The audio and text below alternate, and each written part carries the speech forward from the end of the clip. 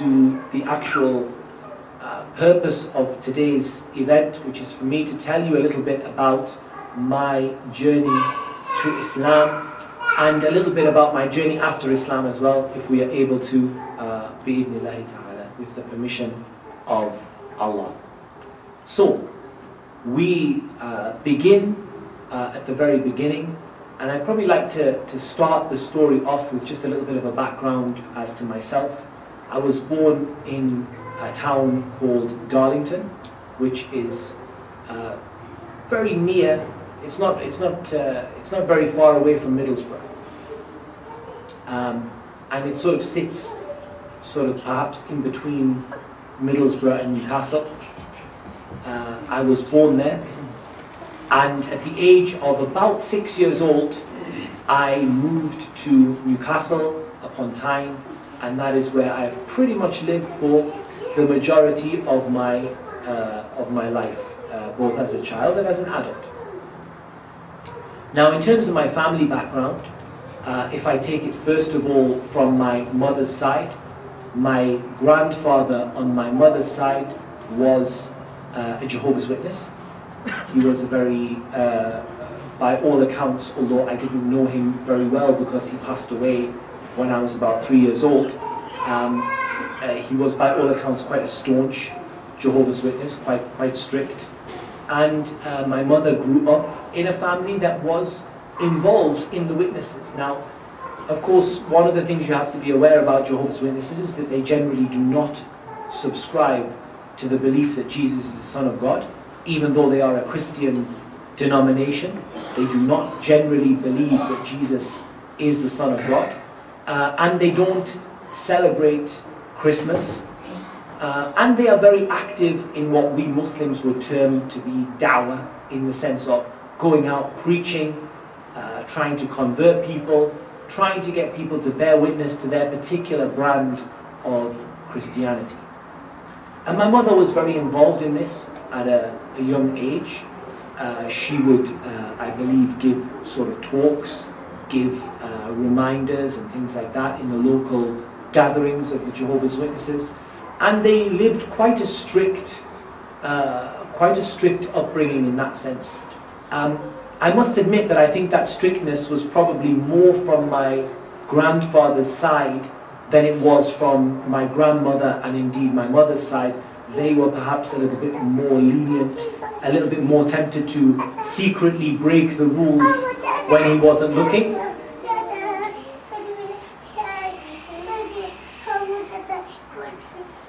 They were perhaps a little bit more tempted to break the rules when he wasn't looking. But as for sort of him, he was very staunch. And the reason he died, and one of the things you'll be aware of, is that Jehovah's Witnesses are very strict on the issue of accepting blood. They don't accept blood, believing in the sanctity of blood mentioned in the Bible. That blood is something sacred and sacrosanct, and so it's not allowed for a person to give blood to another person, and it's not allowed for people to receive blood. My grandfather on my mother's side was diagnosed with leukemia, and he needed to take on blood, and he refused his blood transfusion, and I'm not sure whether that really led to his death or whether he would have died in any case, but the reality is that he did die, and in part at least it was because of his religious beliefs, in the sense that he refused to have blood. They told him that you need to have blood.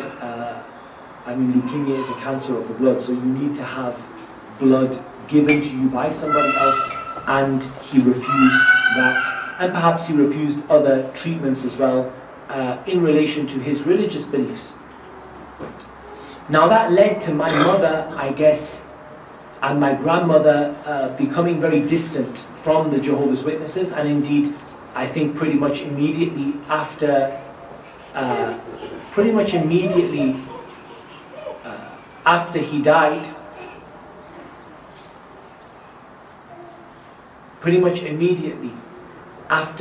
he died, they left the Jehovah's Witnesses, and they didn't stay with the Jehovah's Witnesses for very long after that.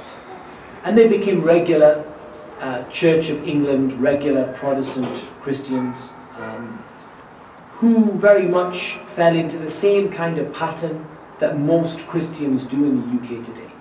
They attribute themselves to Christianity. So if you ask them, what religion are you? They say, I'm Christian, but they don't really go to church. They go for a wedding or a funeral. They don't really attend church. They certainly didn't attend church for any sort of Christmas services or Easter services or anything like that. Christmas and Easter became secular, commercial celebrations that had nothing to do with religion. And likewise, they very much attended church for a wedding or for a funeral and nothing more than that. The church did not play any sort of role in their life after the death of my grandfather. Moving over to my father's side, probably, if we look at it from today, are a little bit more religious. There is a mixture of Protestants and Catholics. They were traditionally Protestant from the Church of England, but a couple of them reverted to Catholicism. And reverting to Catholicism, just to make that clear for the Muslims, that's kind of like a Sunni becoming Shi'i. It's a big deal. Like if one of your children came home and said, today I've become Shi'i, that's kind of the situation. You're talking about, it's a big thing for them. It's a big thing for them. So they, some of them reverted to Catholicism, and I think they reverted to Catholicism usually because of marriage. And you see this a lot with people, when it comes to marriage, people are willing to change their sort of religious beliefs. You get a lot of non-Muslims become Muslim because of marriage.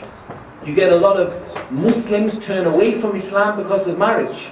And marriage is something that does affect a person's religious beliefs. And so my grandmother's side, there were a couple of family members who, due to marriage, became Catholic. So there was a mixture there. But one of the things you have to say about the Catholics, for all of the shirk that they have and all of the partnerships and polytheism that they have, one of the things that you can say about the Catholics is they're a little bit more dedicated. At least they will go to Mass on a Sunday, they will go to a Christmas service, they'll go to an Easter service, they'll go to church, and let's even say they go to church 12 times or 15 times or 20 times a year, but they had a link with the church. There was some sort of religion there. Whereas the Church of England, guys, in all honesty, there's very little that we would see them doing. And I certainly wasn't brought up in a very Christian environment, very much a secular sort of environment, a very secular upbringing, a belief, I don't think my parents instructed me to believe in God, and I don't think my parents ever rejected God. They simply didn't think that God had a very big role to play in their life. So for them, it's not that they are against God. They're not like these militant atheists, like the Richard Dawkins and Christopher Hitchens kind of militant atheism, an extreme atheism of sort of, we have to go out and preach to people that there is no God. Nor were they people who God played a really big role in their lives. So you see them, sort of not really engaged very much in religion.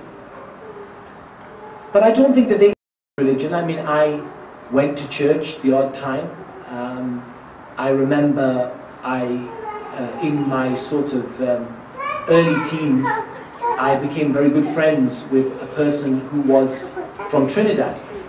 And of course the Trinidadians are people who generally are a little bit more religiously observant. And so they, would go to sort of Sunday school. And Sunday school is kind of the Christian madrasa. Again, I sometimes have to translate some of these terms for the Muslims. It's kind of a Christian madrasa they have every Sunday, and they sort of teach you Bible studies, and you do sort of activities and sports and things like that. So I went to Sunday school for a while, And my grandma probably took me to Sunday school a little bit, and my friends who were a bit more religiously inclined. So I had some exposure. It wasn't that I'd never heard of a Bible before. I knew what a Bible was, I knew what Christianity was, but probably not, no different to your average sort of kid out on the street. It didn't play a big role in my life. Now, fast forwarding the story a little bit to when I became in year 8, so I would have been 12, 13 years old. I think that's where I started to probably go through the terrible teens and I started to, I guess, rebel against authority. I wasn't very happy with, I didn't have a really great relationship with my parents. I just had that sort of, early teenage, if you like, rebellion phase. That phase of being a young teenager, sort of 12, 13 years old, and you want to rebel, you want to make difficulty for people, you want to go against what the norm is, you want to break a few rules, you want to go against a few sort of institutions, for the, as young kids do. I don't know, maybe my parents would think I was worse than your average child, or maybe I was worse than your average child, I don't know, but I definitely had that rebellious streak in me, and I definitely liked to break the rules. I liked to, skip the school, miss the school lessons, and, get into trouble at school without doing anything that was really, really evil. But I used to like, to sort of get in trouble at school a lot. And I think that got worse.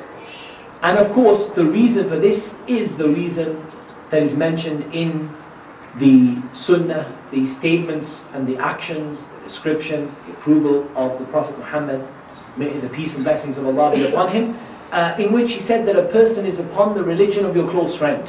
So let one of you look who he takes as a close friend. And that's the reality. I was doing nothing different than following the religion of my friends. I.e., my friends were rebellious, they were rude, they didn't have a good relationship with their parents, they used to commit petty crime. I'm not talking about something serious, but petty crime like vandalism and like smashing things and setting things on fire. That was what they liked to do. And a person ends up following exactly what their friends do. So I ended up following the same that they did. Now, we weren't the same academically. I was doing a lot better in school than they were.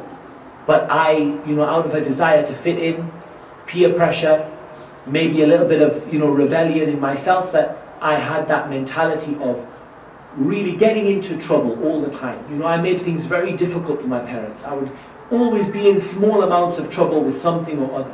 Doing very well at school, academically, top grades, top of the class, but getting into a lot of trouble along the way, a lot of sort of little things, and I think it got worse and it got worse.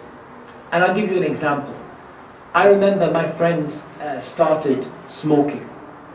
And I hated smoking. I mean, until this day, I hate smoking. I think it's an absolutely filthy and disgusting habit. And I hated it right then, so it wasn't something that I was interested in. But I wanted to rebel. I wanted to have a bit of a, to break a few rules.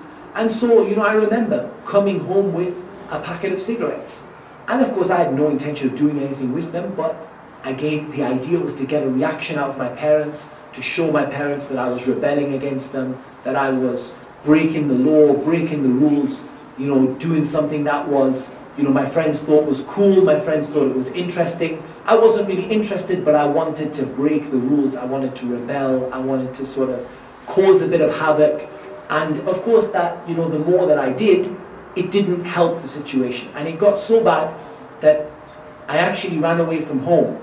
Again, I didn't run away from home because I was desperately unhappy at home, and I didn't run away from home because I couldn't handle it there. I ran away from home simply just to do something that my friends told me to do, and something that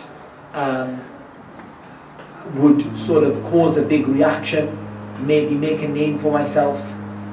So I ran away from home. I got on a train and I got to York, and I phoned my parents and came back. So I was, in that kind of very difficult phase, made things very difficult for my parents. But of course, this kind of lifestyle, it does have its toll on you. You know, and it had its toll on me.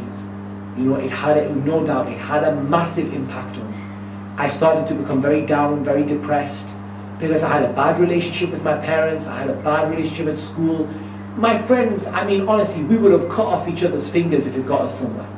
You know, we had no love for each other at all.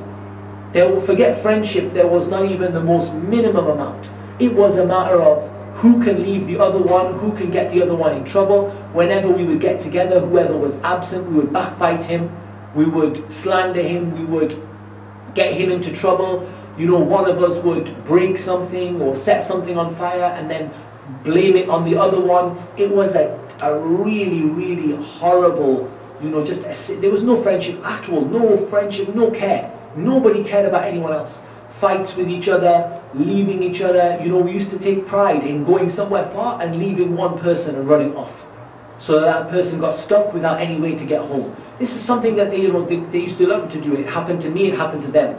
We all, you know, like sort of took it in turns to play these tricks upon each other, and it left a really bad taste in the mouth. You know, it left a really difficult time. And you know, at the end of the day, I probably should have been the model student, you know, the guy who's, you know, just getting all the good grades, and he's really, you know, mommy's boy, sort of making his mum happy and his dad happy, and getting the good grades and going on to be, I don't know, doctor or something like that. You know, that was the kind of thing that I sort of should have been doing, but in reality what I was doing was ruining my life. And I was ruining my life day by day by day, and I knew I was ruining my life. You know, everyone could see it. You know, and at the end of the day, some of my friends, I've since heard, went to prison for big crimes. You know, some of these guys I was involved with, they ended up serving some serious time in prison because they just kept on getting worse. And I knew they were getting worse, and I knew I was getting worse, but I was blessed with the ability to pull myself out of it before it got too bad. Because I really didn't get involved in the worst stuff, but you know, how long was it going to be before somebody got a knife and stabbed somebody, somebody started getting involved in heavy drugs, somebody started getting involved in really bad crime, robberies and stuff. It wasn't going to be that long. At the end of the day, these were young, delinquent kids who were literally on a road to just ruining their life. And the fact is, it's a blessing that we were young. Because if we'd been a bit older, it could have been a lot worse. The reality is we were young and we didn't get involved in that much, but these guys went on to do all sorts of things. They went on to a lot of crime, and they went on to serving prison sentences, and they went on to a real rough life. So, you know, at the end of the day, that was where things were going. And that took its toll on me. It made me feel very down. I started to get very depressed. I probably got grounded. I don't remember, but I probably got grounded a few times, and that led to me spending more time at home. I think one way or the other, you know, there were factors that led me to sort of become drawn into myself. I spent a lot of time reading because I used to live a double life. I mean, there's no doubt that I used to live a complete double life. At home, I was the bookworm. I never had my head out of a book. I didn't like watching TV because I was never interested in TV. Even my mum said as a child, you know, young child, I did not like to sit in front of the TV. I liked to be read to. I liked to read books. And that's what I used to do. And then I used to go out as though I'd been, you know, watching these really, you know, bad sort of movies and films, and I'd been, you know, doing all this stuff. But in reality, I'd been at home reading a book. You know, I was leading a double life. To my friends, I was this sort of, you know, rough kid who was trying to, you know, sort of get involved with them. And in my home, I was just, you know, your average sort of nerdy bookworm, you know, who would just go home and would rather read a book than get into trouble. And so this double life, you know, it did lead to me spending a lot of time at home, a lot of time reading. And I think one of the great blessings that Allah blessed me with is that I was able to move school, because in Newcastle, and I don't know if this is true in Birmingham, in Newcastle, at least we used to have a 3-tier school system. Primary, middle and secondary. So middle took us up to year 8, and from year 8 to year 9 we went to high school. So we sort of had primary, middle and high. And so it was at that time that I was going through this rough time that I moved to high school. And that did improve things a lot, because it meant a break with the old friends, an introduction to some new friends. And while I don't think I jumped out of it instantly, it was always clear for me from the day that we went to high school that our paths with the old friends, you know, they were splitting apart. I was seeing them, but much less. We were meeting much less. They were off getting, you know, into much worse things. And really, I just peeled off and we went our different ways. And that led me really to, I guess, a difficult time of questioning myself, asking myself, what am I doing here? Why is this happening to me? I continued to get into trouble at school. I continued to have run-ins with teachers all the way up. I think I had run-ins with teachers all the way till I was about 18. You know, I mean, I had plenty of sort of, you know, trouble at school, but little things really. I was never in any real danger of being expelled or anything like that. But you know, school came, and at that time, I guess I started reading more. I spent more time at home, and that led me to read a little bit about religion. And I think I had read quite a bit about religion by the time I was sort of in year 9, coming to year 10. I'd read quite a lot about religion. And I think my first exposure to religion, organized religion, I mean, other than my family, was probably in year 8, when I had a religious education teacher called Mike Beswick. And I was very close to Mike, actually, and I met him, I met him several times after I graduated the school, and he, very unfortunately, I heard that he committed suicide, but he was a very, very, very inspirational person in the sense that he was very much he loved religion. He was an RE teacher, but he wasn't an RE teacher for the sake of teaching. He loved religion. You know, for him, he loved every religion. I mean, I don't think he was particularly pro-Islam, but he really did love and respect organized religion. And that was a very different thing for a young child to hear. You know, you're hearing secularism, religion is a waste of time, what is the point? And then suddenly you're around an individual who thinks religion is great and who loves, you know, like, even if it was from a very historical point of view. I don't think he himself, I think he might have been a, you know, Christian, but he himself, I don't think, was deeply religious, but he loved the concept of religion, and he really showed us, you know, he opened up my mind to the presence of Eastern religions, Buddhism, Hinduism. You know, these are things we never heard of before, Sikhism. And he comes to actually show us, you know, that there are people who practice religions in ways that we've never seen before, you know, we could never imagine. And so from there, that really gave us, and he was a very emotive, a very passionate teacher, and so that really opened my mind to the presence of other religions. And I suppose he probably was the first person to tell me about Islam, but I don't remember him telling me much about Islam. We used to like the lessons because we used to let us watch a lot of videos and not do a lot of work, and so that made us, you know, we did enjoy the lessons, everyone enjoyed them, and I think from there, that was my first exposure to religion.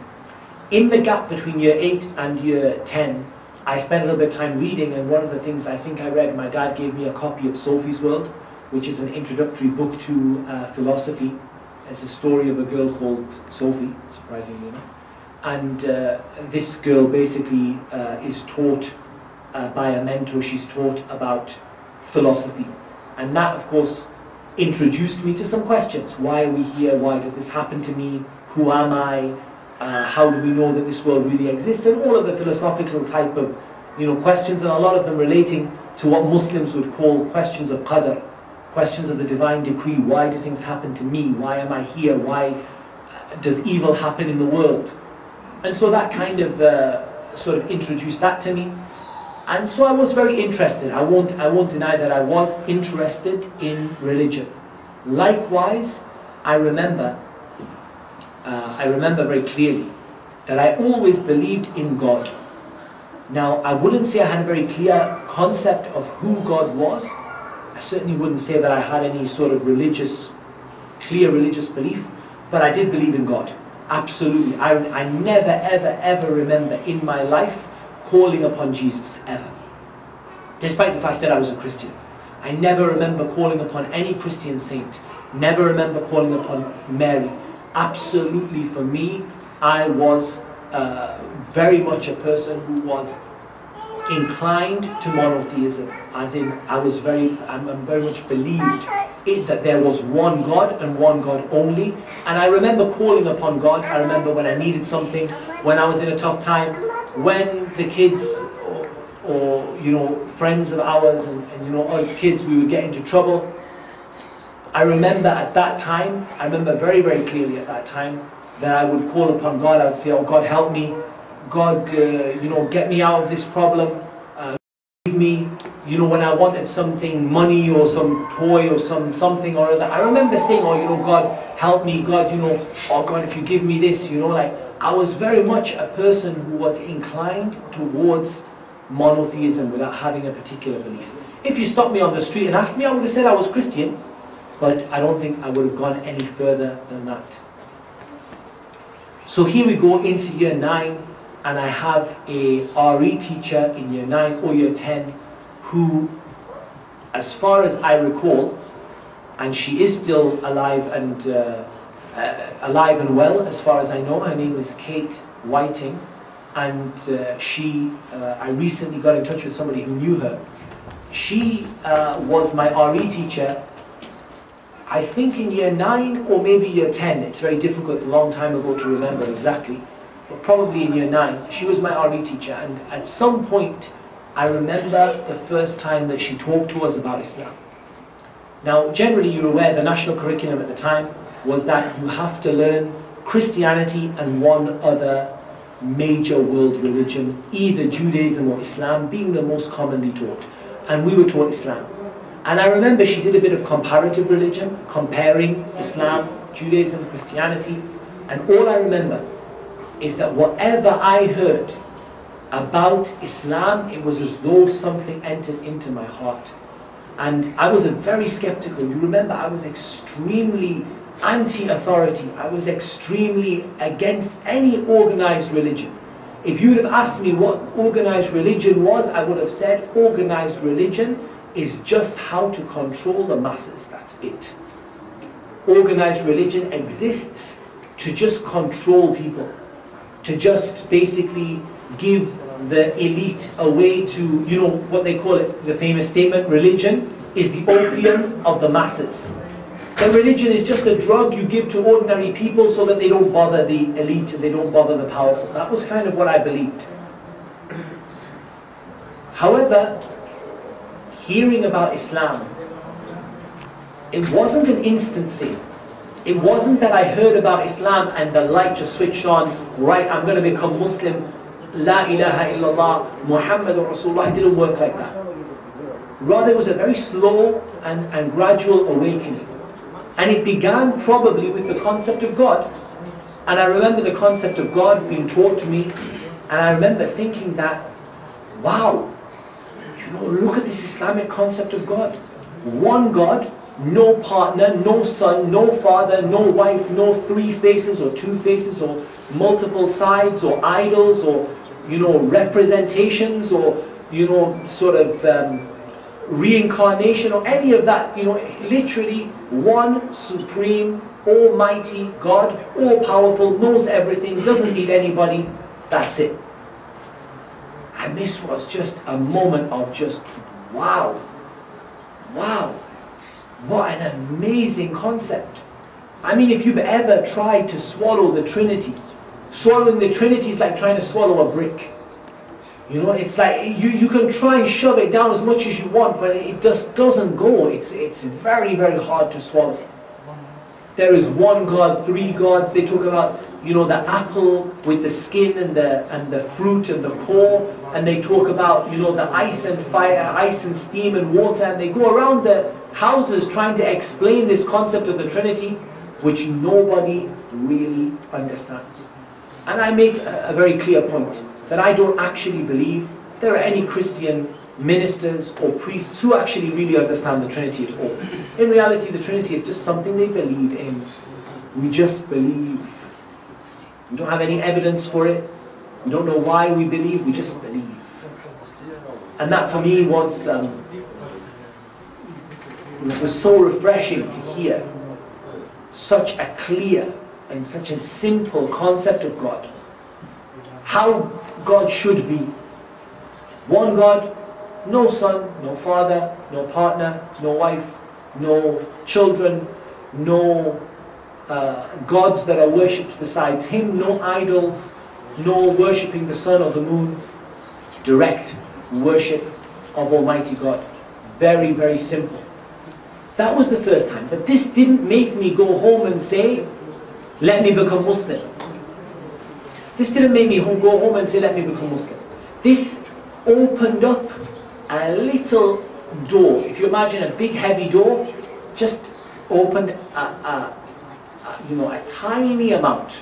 Just the tiniest amount.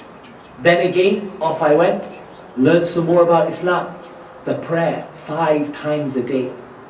I thought, wow, the thing I hate about Christianity is that there's no link to the religion. I mean, pretty much, Christianity just means that you have this token statement that you believe in Jesus, but actually you don't live it, you don't practice it, you don't go to church, you don't pray, you don't do anything apart from be good to your neighbor and be good to your sort of friends, and basically that's it. That's all you are. So you're just good to people and you don't really go to church.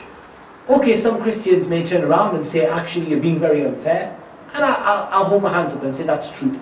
There are Christians who do go, but the overwhelming majority of Protestant Christians in the UK don't know where the nearest church is, or if they know where it is, they certainly don't know what time the services are, because they just don't go.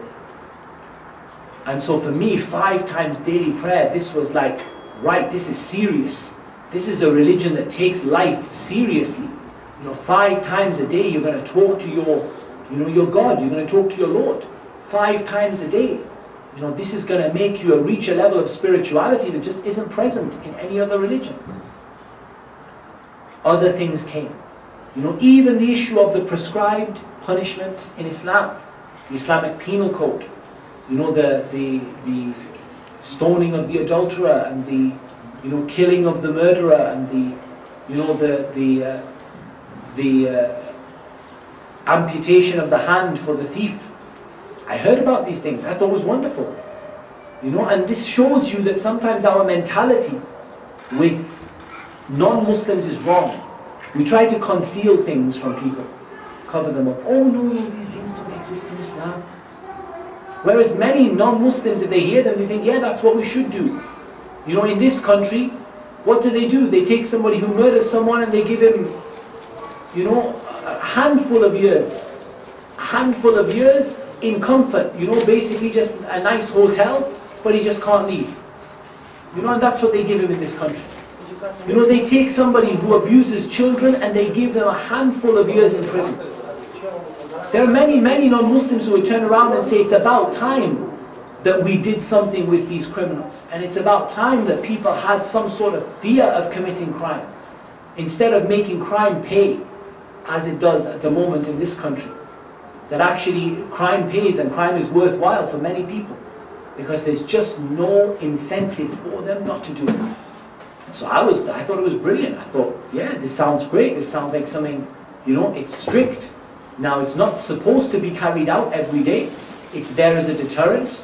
And at the end of the day, if people know there is a deterrent there, and they continue to do that crime, then they have nobody to blame except themselves. It's the same deterrent that when you're driving down the motorway, you're going to get a 3 points and a £60 fine.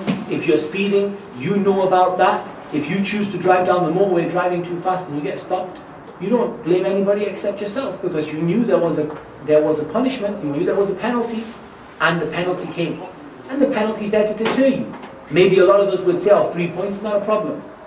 But imagine if they gave you, you're banned from driving for 5 years. Then suddenly everyone would drive at the speed limit because they're scared. Now, the point is not to talk about speed limits, but the point is to talk about the concept of a deterrent. If the deterrent is not strong enough, nobody is going to be concerned. Nobody's going to be worried about falling into the crime. So I thought it was great. I thought it was fantastic, something very interesting. And again, I went through a number of areas of Islam. And after a while, it just started to dawn upon me. And it just started to, I guess, I started to realize, it started to sort of become apparent to me that I've become extremely, extremely in favor of Islam. I mean, I wasn't just in favor of Islam, I loved Islam. I loved everything about Islam. And I think that took me a while to realize, but once we started going through, you know, after so many weeks, and everything I hear about Islam, I am just loving it. That feels to me like, hey, you need to think about this as a religion. Because now, you're at a stage where you're so in favor of Islam, why are you not a Muslim? So off I went home and I started to research on the internet. Now, of course, anyone who opens up Google, and I don't think it was Google at that time, but anyone who opens up Google or whatever I did, Yahoo or whatever it was at the time, and types in, how do I accept Islam, or how do I convert to Islam? And while we're on that topic, you're talking about 80 million searches a month in English on that topic. Google shows somewhere around 80 million searches a month of how do I convert to Islam in the English language alone. But that's another topic. You type it in, you get a bit of everything. You get a bit of every sect, every denomination, every group. So off I went and I sort of read through quite a few of them. And I think there were a few things that I became aware of. I think one of them was the Quran.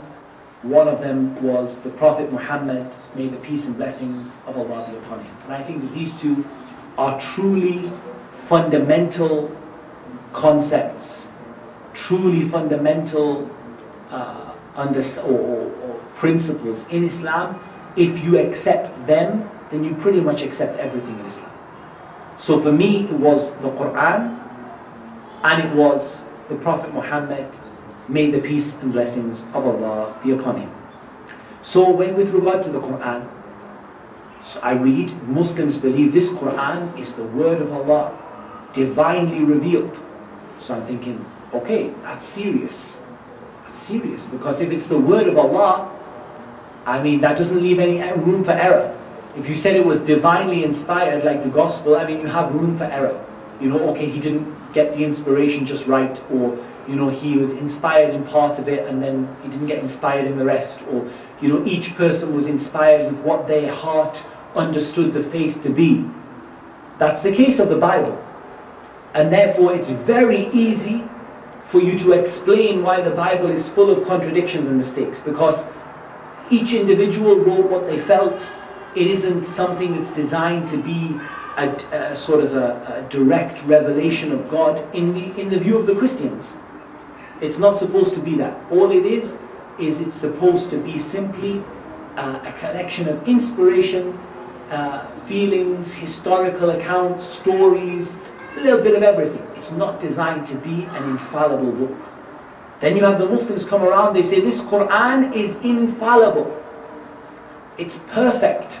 It doesn't have a single mistake in it from the first page to the last. It's a huge statement to make. ذَلِكَ الْكِتَابُ لَا رَيْبَ فِيهِ. This is a book in which there is no doubt. Which author begins a book by saying this is a book that has no mistakes in it? Nobody, you'd be ridiculed. Any author that began with the statement, this is a book that is free of error, that author would be ridiculed. In a day, they would rip it out of the book. They would take the book, rip it to shreds, and just pull every line apart and say, this person was a fool. So I'm thinking, how is it the Quran hasn't had that done to it yet? How is it that someone hasn't gone through this Quran and just picked out all the mistakes and all of the errors and all of the contradictions? And I found some. I found some Christian missionaries who had made some statements about the Quran. I mean, I'm not saying that nobody has ever critiqued anything from the Quran. No, there are Christian missionaries who have made statements about the Quran. So I thought, right, that's it, clearly. The Quran must be false because here we have contradictions, mistakes. So I started to look through those mistakes, thinking, it's just another organized religion. And what do I find? I find that the mistakes or the contradictions are evaporating. Most of them are just plain lies. They're not even, they're not even intellectual criticism. Somebody will say, yes, because in the Quran it says that you can murder your children. So off we go looking through the Quran, it's not there. So I'm starting to get this idea that, hold on a second, these Christian missionaries are just lying. They're not even trying to genuinely find an error. They're so scared of the Quran that they're resorting to outright lies. They're not resorting to just, confusions here and there. They're just resorting to outright lies. I did my thesis in the Islamic University of Medina on Christian missionaries and the science of hadith. And a huge chunk of what they say about Islam is just completely made up. It's not even a mistaken understanding. It's not even a mistranslation. It's just made up. Because these people have so little that they can criticize Islam with, they resort to simply just making things up. And I came to the end of these contradictions and thought, in all honesty, these have just increased me in faith. Because every one of them I've read, I've looked at it, and I've read the Muslim response. The Muslim response seems very balanced, very clear, and looking at it from an impartial point of view, as in I wasn't a Muslim, I'm not seeing anything there that is justified for the criticism those Christian missionaries were making. And the criticism is in so few verses, so few passages, that it starts to make you think that they're just basically clutching at straws and trying to pick any little thing so that they can justify their beliefs, and in reality there isn't anything there. So I came to the conclusion the Quran doesn't have any mistakes in it. I certainly couldn't find anything that stuck.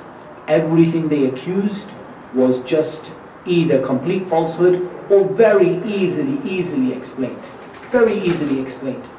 Something that, the common one they throw at you, they say that Allah subhanahu wa ta'ala describes a day in the Quran as being like 1,000, and in another ayah like 50,000. So I thought, okay, that's a contradiction. Either the day is 1,000 or either it's 50,000. So off I go reading it, and it's very clear that they're talking about two totally different days. That's the context. I mean, you just have to read the ayah before, read the ayah afterwards. It's very clear they're talking about two different days. One of them is 50,000 years long, and one of them is 1,000 years long, and the two are not the same. Very easy to understand. Again, that is probably the best that the Christian missionary could bring. After that, it all got just down to lies and misguidance. Likewise, the Prophet Muhammad, peace be upon him. Again, plenty for the missionaries to say. But what I came across when I read about him is that this is an individual that basically reminds me of Jesus. Peace be upon him. Reminds me very much of Jesus. Very similar behavior, very similar message. Very similar, especially if you look at what Jesus actually is quoted as saying in the Bible. Not just what Jesus, if you like, was said about him, but what he actually said. You actually find that when you read the life of the Prophet Muhammad, peace be upon him, you find that this is an individual who reminds you a lot of the other prophets. More than that, you find that the message is a message that can only have come from a prophet. Not because of any scientific miracles or anything like that, but simply this: there is no motive for him to have lied. When you look for someone to claim they're a false prophet, why do people claim they're false prophets for?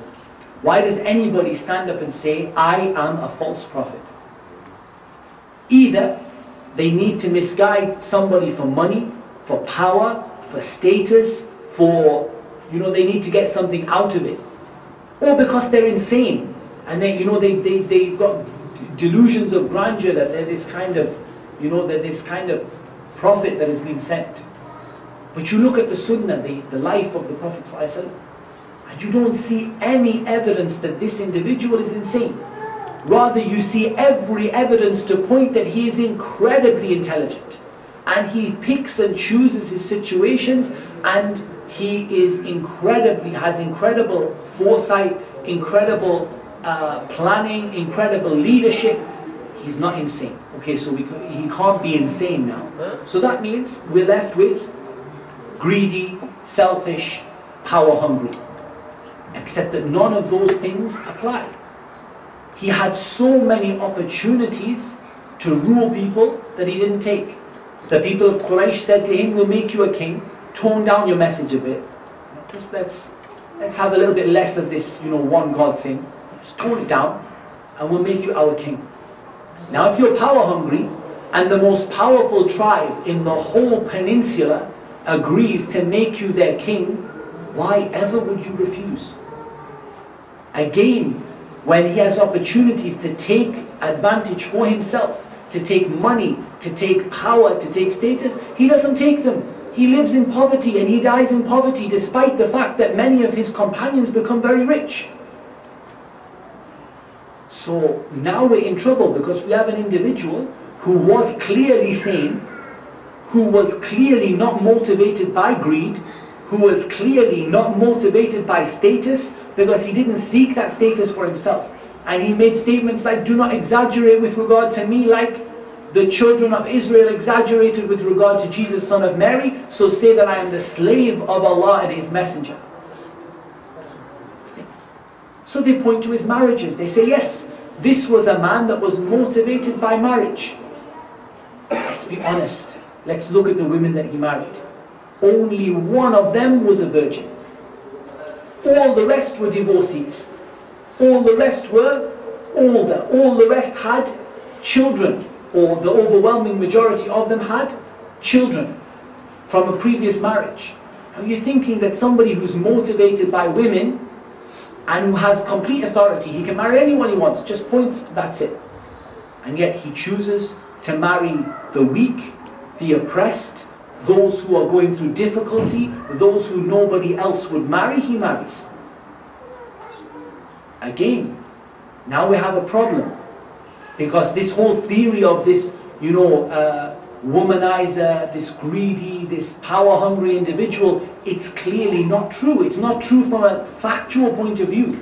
There's no way you can argue it. So then you move away from the man and look at the message.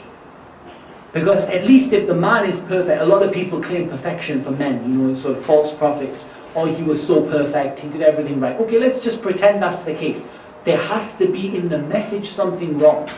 The message has to contain something evil, something unclean, something unholy, so that we can argue this message is false.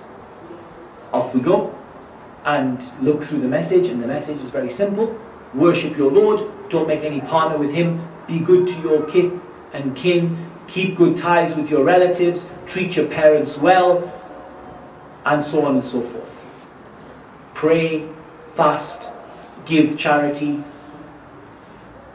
Where is the part of the message that gives him control? Where is the part of the message that makes him king among the people? Nothing. There isn't anything. And so you're left with a perfect man and a perfect message. And that leads you to the conclusion that this has to be a perfect religion, because you have a perfect book and a perfect man and a perfect message. And so there isn't very much left except for a person to accept that Islam is the truth. And that, especially for me, when I looked at the relationship between Islam and Christianity, and the fact that Islam is nothing but a continuation of the previous religions. Because the one argument you could make is, why did God wait until 1400 years ago to reveal the perfect religion? Surely God hasn't been asleep the whole time and He just decided to reveal this perfect religion. Except that Islam doesn't say that. Islam says that from the first day that man was created, they were given this perfect religion, and that it was passed from messenger and messenger, from prophet to prophet, until it was the peak of it and the pinnacle of it and the best of it was the last of it. So now you're left again, the argument of the missionary collapses and there's nothing else left that you can argue. You have a perfect message, it's always been there, it's a continuation of Christianity, but it is simply Christianity without the corruption, Christianity without the lies, Christianity without the contradictions. It's Judaism without the negative traits that Judaism has, without the sort of superiority complex, and without all of the other traits that you see in Judaism, without the worship of the rabbis and the monks, without the priesthood, without the papacy, it is literally Islam and Judaism and Christianity, or Islam is what Judaism and Christianity should have been, and indeed historically what they were before they were corrupt or corrupted by men. So this, for me, led me to the conclusion, Islam is something true, Islam is something very, it's very relevant to our lives. And of course, this is something that was particularly important. I mean, for me, okay, it was perfect 1400 years ago. Fine, I agree. I've answered every question. It was perfect 1400 years ago. But what about today? Surely we have moved on. You know what? How the secularists. I was reading an article in the Daily Mail today, and it was very good. The first half of the article was very good about how the British Empire basically trampled over everything that was Islam and completely abused its position in the Middle East, and it has been responsible for many of the horrific events that have happened in the Middle East of late. That was very good. But then came the classic secular argument that we've just moved on beyond religion. We don't fight crusades anymore. We're no longer Christian. We've just moved on. There is now the new religion is atheism. Atheism is the new religion. We just moved on now. We don't want religion. We don't need religion. Leave your religion in the church. Leave your religion in the mosque. Why do you need to bring religion into society? That was the argument. So I thought, this is something that's probably true. Let me have a look at what Islam says. And then you find Muslims living their religion, practicing their religion, breathing their religion.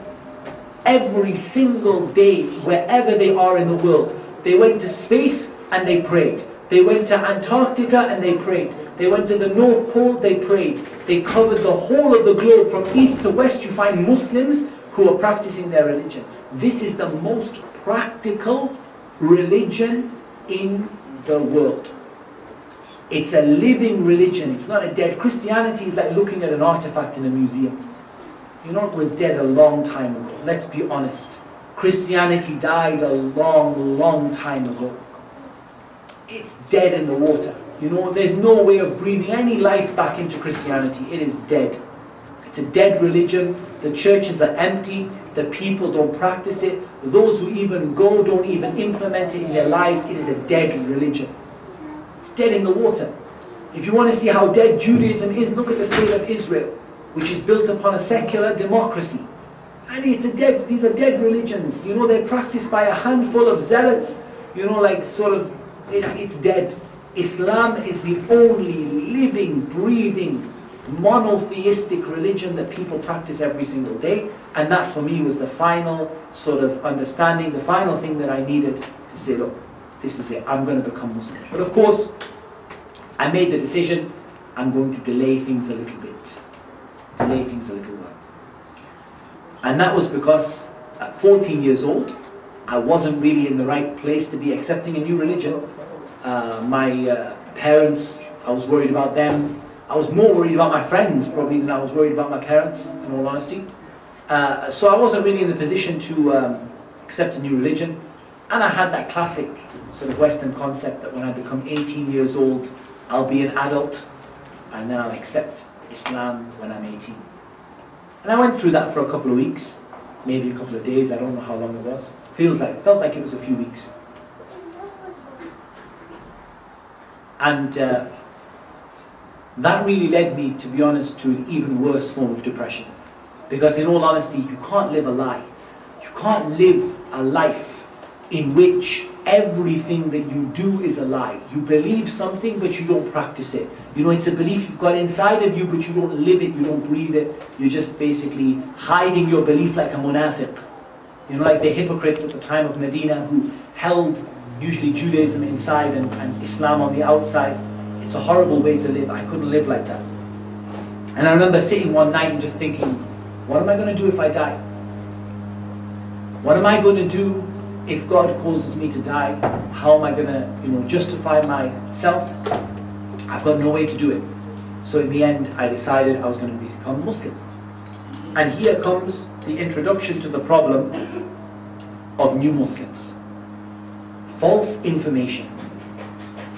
Genuinely nice Muslims, genuinely helpful Muslims who don't know what they are talking about. And so they confuse the new Muslim. Confusion number one, you need to have 2 witnesses to bear witness to your Islam. This was a problem for me. 2 witnesses, how am I supposed to find 2 witnesses? Who am I supposed to go to who is going to be my witness? I mean, I didn't even barely know any Muslims. I knew a couple of friends of mine who were Muslim, that was it. You know, like I didn't really, I had a few Muslim friends. We used to, you know, spend a little bit of time together, but they never gave me any dawah or anything. I mean, I was shy to approach them. You don't need any witnesses to bear witness to your Islam at all. You don't need anybody to bear witness that you're a Muslim except Allah. But of course, I had in my mind, I was told, wrong information. Big problem with reverts, new Muslims, is wrong information. They gave me the wrong info, and then that led to a difficulty for me. So I thought, look, best thing I can do, walked into the living room, said the Shahada to my mom and dad. Mom and dad didn't understand anything of it, of course. Said it in Arabic. Told my mom that's just something in Arabic, and walked out. That's it. And after that, I concealed my Islam for a few weeks. I probably didn't do a very good job because my mom guessed after a few weeks that I'd become Muslim. And I never still, until this day, and I must have given this talk a lot of times anyway. And I still, until this day, haven't actually sat down with my mom and asked her, Mom, why is it you knew I'd become Muslim? But apparently my mom knew I'd become Muslim. Maybe I had something open on the computer, maybe she saw me praying, maybe I just changed, I don't know. But at the end of the day, she knew, she had an idea, and I told her it's not true. I said, I haven't become Muslim. No, absolutely not. Muslim? What Muslim? And then, of course, after a very short while, I began by telling my friends, who I was very close to. I told those that I became Muslim. They were very, very helpful. But again, the problem was that they didn't know their religion. They didn't know. And so it was very hard for them to be able to help me. I mean, these are guys who only prayed really in Ramadan, and even in Ramadan 5 times a day. You know, so these are guys that are giving me books. The books are in archaic English. You know, I can't even understand them. It looks like Shakespeare when he had one too many drinks. You know, it's like, it doesn't make any sense, and the English is archaic. You know, it's very, very hard to read. Don't give people copies of, you know, ancient language English, or, you know, may Allah Azza wa Jal reward our brothers who have translated works from Arabic and from, you know, other languages into English for the benefit of non-Muslims. But I strongly, strongly advise that you do not give a new Muslim or a non-Muslim anything that has been translated from Arabic other than the Quran. Give them works that have been written natively in their language. Because whenever it looks like it's been translated from Arabic, it is like reading something that looks like it was written by somebody who English isn't their first language, and it's very hard to read, it's very hard to understand, and it puts people off. Give people books that have been written in English originally, apart from the Quran or the Sunnah, or, you know, a copy of, you know, the Sunnah of the Prophet ﷺ, or some of the Hadith. But other than that, don't give them a Saudi, for example, dawah book translated into English. Don't give them an Urdu dawah book translated into English, because it's not written for them and they will not be able to connect to it in the same way. Give them something that has been written natively in their language, or at least something that is recognized as being a very high standard in language. It's easy to read, it's easy to understand, it's easy to connect to. So that was a problem for me. And again, you know, the problem you have as a new Muslim is basically, there are a number of problems you have, but once you get over the family issue, and I told my mom and dad sat me down why, why have you done it? And, my mum, in the end, they came to the conclusion that at the end of the day, you look like you know what you're doing. You haven't been forced, or you haven't been, coerced or compelled into becoming Muslim. It's obviously something you've done of your own free will. So they became to sort of accept it with conditions. They said, look, we don't want you preaching to us. We don't want you telling us what to do. We don't want any Islam in the house. But, at the end of the day, we're pretty happy for you to be who it is that you are. The problem that I had is two problems a lot of new Muslims face. If you want to say three, say three. Parents is one, but the two key problems you face practicing Islam as a new Muslim are disagreements, or ikhtilaf, disagreeing, different opinions, and sects and groups. Two biggest problems most new Muslims face in terms of practicing Islam. One is disagreements. Off you go making your wudu. Brother, you should be using two hands. Okay, so I'm a new Muslim, I didn't know. Let me use two hands. Brother, using two hands is a bid'ah. It's an innovation. You should be using one hand. To one hand. Brother, wipe your neck in the wudu. Brother, don't wipe your neck in the wudu. By this time, so many people have told you the wudu, you don't even know the order of the limbs you're supposed to wash. Because the people have told you so many different ways of doing it. And everyone, is being sincere. They're not being horrible, they're being sincere. Brother, raise your finger in the tashahhud. Brother, raise your finger for that. Brother, move your finger. Brother, don't move your finger. Sure, if you want to come and take a knife and cut your fingers off to get yourself out of the khilaf. Because you're in such a difficult situation of people telling you one way or the other. Ikhwan, this is a big mistake. Appoint one knowledgeable mentor to look after a new Muslim and let them tell them, as long as they don't tell them something that is polytheism, shirk, something that is an innovation openly, as long as they're telling them within the general permissible opinions of Islam, let them learn one way. Do not confuse them. Slowly you can educate them. If you see he's not quite moving his finger the right way in the tashahhud, let him develop his prayer a little bit, let him grow in his Islam a little bit, and give him his advice. Otherwise, this person becomes so confused that they may even turn away from Islam, because for them, Islam is one message, one truth. There is no madahib, there is no khilaf, there is no disagreement, there are no schools of thought. There's just Islam. That's all they know. And when you start giving them something else, it starts to hurt their understanding of Islam, because for them Islam is one. It's not many things. And so give them something. Don't give them anything that is haram. Don't give them any polytheism. Don't give them any innovation. But as long as the person is being taught generally within that which is an acceptable opinion in Islam, don't burden them with too much disagreement, and deal with the big issues first. For example, the wiping over the neck is an innovation in the wudu, whereas the moving of the finger is something that is a genuine disagreement. So deal with the neck before you deal with the finger. At the end of the day, you've got to deal with things in the right order, in the right way, prioritize. SubhanAllah, the brother comes in and maybe he's going to make some mistakes in the first prayer that he prays. Don't leave them. Don't say to him, that was perfect, because he's going to learn it wrong. But slowly educate him. Don't crowd around him. Brother, you said Allahu Akbar and you were supposed to say Sami Allahu liman hamida. And he's become just confused. Simplify it. Deal with issue by issue. Take him aside. You did very well, bro. Very well done in your prayer. First prayer you did. That's fantastic. Amazing. Keep going. Well, I'm going to teach you one thing at a time. So the first thing I want to work on is that you shouldn't be, for example, answering, or clicking on your phone in the prayer. That's the first thing I want to work on. Okay, so can we try next time? Yeah, we'll try phones off next time. Off we go. So the next time he starts, he turns around and he says, Wa alaikum salam to somebody. You say, bro, mashallah, very, very good. You're trying very hard. Just we need to work on not talking in the prayer.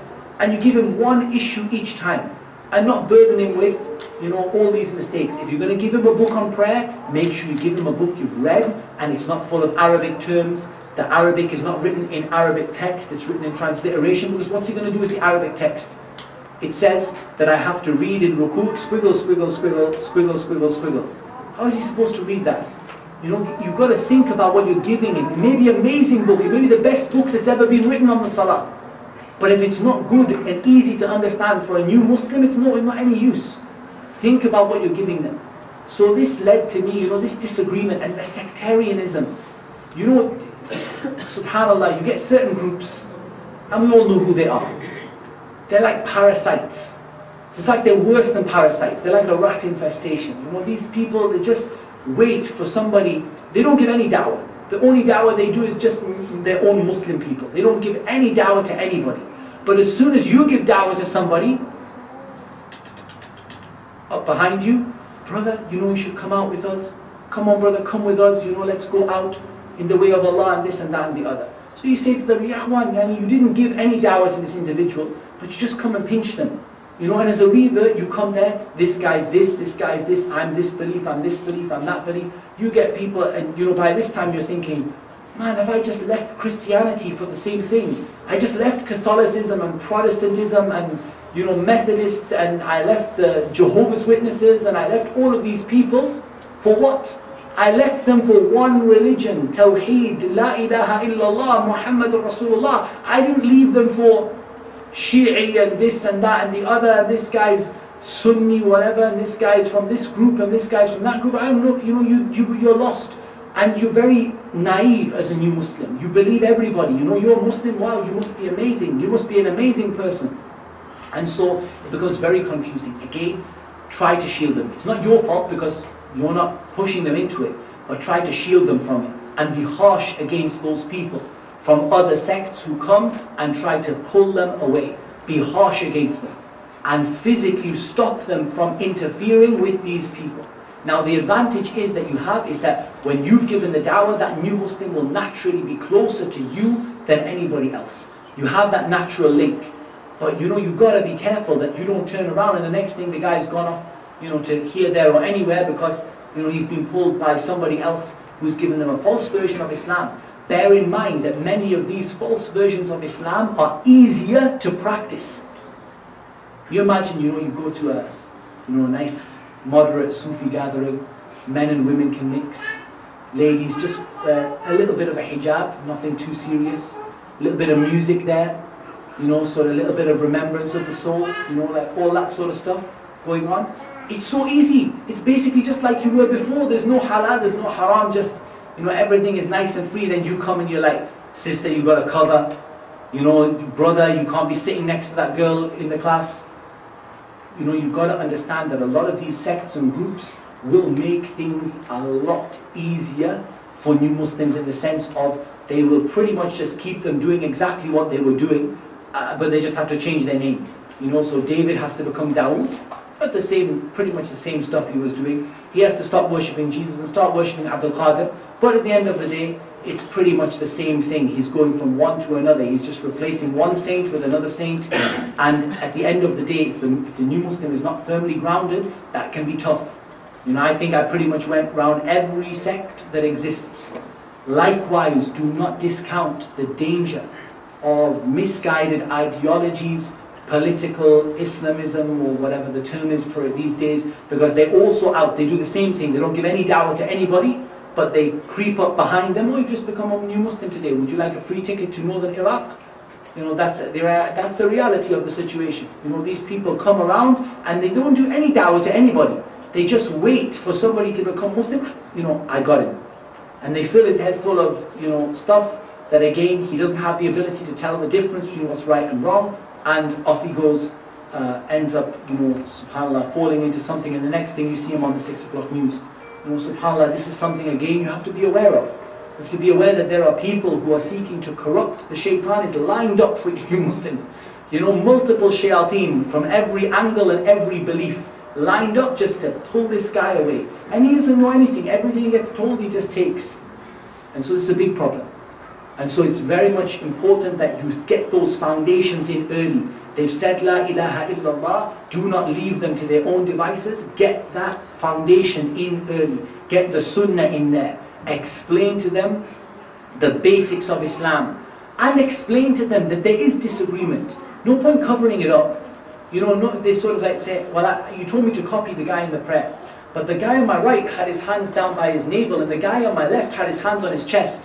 So which one did I copy? You've got to explain these things. Don't worry, there are some differences. Some differences are important, and we have to worry about those. Some are less important, we can learn about those later. The important thing is the truth, the important thing is the sunnah. Instill that into somebody. Don't let them just, you know, sort of like, either have the impression there's no disagreement, or have the impression that everything is right. Yeah, he's right and he's right. How can it be right to do both? You either put your hands one place or the other, and I don't know of any opinion in any madhab that you put them in both. You know, that wherever, you know, put them there, put them there. You either put them one or the other. One is right, one is wrong. So explain to people in a nice, clear way that you will see some differences. Don't worry about those. You can always come back to me. I'm your mentor. I'm your help. I'm there to just guide you through it, help you explain where you might be a little bit lost. Don't allow them to commit sins. When you see them falling into a sin, oh yeah, I'm going out with my girlfriend tonight. You know, say, okay, mashallah, have a good time. You know, don't do that, because yes, they're new Muslim. Say, okay, all right, you have a girlfriend. You know, in Islam, this is something that we don't do, and the reason is X, Y, Z. You know, Allah subhanahu wa ta'ala said, "La taqrabu zina." Don't come near to performing or to falling into fornication, adultery. Something to do with the honor of Islam. Have you explained to your girlfriend about Islam? Would you like someone, one of our sisters, to sit down with her, have a chat with her? You know, at least make it clear that it's not right. Now that person may not leave it tomorrow, but at least they are aware. If you don't tell them it's wrong, they don't even know. And maybe their level of Iman is ready, they're ready to leave it. So actually I don't really like her anyway. You know, I'm ready to leave her. But because you didn't tell them it was wrong, they weren't ready to, or they didn't know, and they ended up falling into a lot of confusion, and sometimes ended up losing that boost of Iman they got when they accepted Islam. So that's important. Don't let them make mistakes. Explain to them when it's wrong, but don't bombard them with everything and anything. Just keep it simple. Give them good books. You know, you will find good books. New Muslim Guide book, and there are some good books. I don't think there are any books that I have read and I said they are 100%, everything in it's right. You know, but at the end of the day, some books are better than others. And, you know, at the end of the day, you do your best to give them the best sort of material, videos, links with people. I mean, you can't pass everyone over to somebody, because if you passed everybody over, that means someone like me ends up with, you know, 1,000 new Muslims to deal with, and we can't. But at the end of the day, you can, if they're stuck on something you can't answer, pass that question over. Let somebody answer who perhaps is able to give them a better answer. So these all factors led to me really going through a tough time. Now in Newcastle, and I'm only just going to keep you another 5 minutes or so. In Newcastle, inshallah. In Newcastle, we had a particular group of people who were modernist, sort of feminist kind of Muslims, if that's the right word. That they sort of took me in for a while. You know, sort of again, pretty much causing corruption on the earth in reality. You know, they caused a lot of breakups in marriages, and they were very much, you know, sort of allowing people to free mix, allowing people to, you know, sort of, and trying to encourage women to disobey their, you know, their family members and there was all sorts of problems there. I left that after a while because, of course, you know, I mean, I left it pretty much when I saw a woman stand up in front of a group of men and say that you men can't organize anything, and in reality women should be in charge of the masjid, men are useless. And then I saw a husband just go, you know, clapping in the front row. And I just thought, you know, this person is just miskeen. You know, he's very, very, you know, that's a very sad state of affairs to be in. So that left a while. Ended up going through various different groups and beliefs, and being told this is right, that is right, not finding the true message of Islam. Because I was very clear why I became Muslim. I just explained to you in quite a lot of detail. I was very, very clear why I became Muslim, but I didn't really find that Islam was present with the people that I was learning from. And then, of course, I met an individual in Regent's Park Masjid when I went for a visit. I met an old man, very old man, white beard, didn't speak very much English, but he did a number of things right. First of all, he saw me wandering around, probably not looking very much like a Muslim. I didn't have a beard, I probably didn't have my trousers above my ankles, I was probably wearing, I don't know, jeans and a t-shirt or something like that, and I'm walking around the mosque. So he looked at me and probably thought, look, this is either a non-Muslim who's interested in Islam or a new Muslim who's a bit lost. So he grabbed me. He said, can I help you? He's broken English, but he made himself clear. He said, can I help you with anything? I said, yeah, I'm a new Muslim. I was just looking at the, I think at that time it was the Dar es Salaam bookstore. I don't know if it's still there inside Regent's Park Mosque, but it was there, and I was looking through a few books. He said, can I help you with anything? I said, I'm a new Muslim. He said, oh, excellent, come with me, have a sit down, we'll have a chat. So went, and he had some students who were translating for him. They all sat us down. They were very, very hospitable, very, very kind. And more than that, all of the confusion that I had, he answered just point by point by point. You know, the same thing of, you've got to choose a madhab, you've got to be part of this, you've got to be part of that, all the different groups I've been through, all of that stuff, he just went through it point by point, simplified it, and just went down to the basics, went back to the fundamentals of Islam, gave me good books in clear English, gave me good tapes that were well translated, and off I went. You know, he left a lasting mark, really. Until this day, he left a huge mark on me as an individual. I probably went back to my old life, really. Again, it wasn't quite an instant change. You know, he gave me the book, and that was it. From the first page I opened, I started practicing Islam in every single way. You know, I went back to my old ways a little bit.